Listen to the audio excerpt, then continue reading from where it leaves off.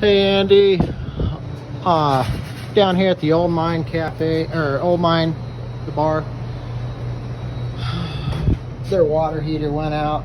We're looking at, instead of doing this, since it's such a tight room, is doing the tankless, doing that special flex piping going up through the exhaust like we've done. But there was no combustion air into the room. All they had was, this is open, as you can see.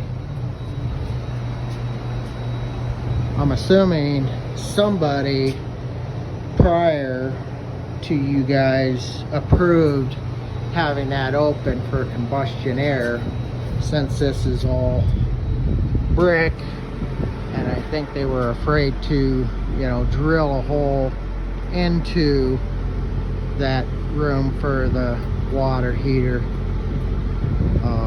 We're looking at doing a tankless back into it, because the unit they have in here would cost about double of what it would just to do a tankless. So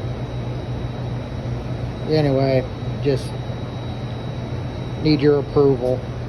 Thanks, bro.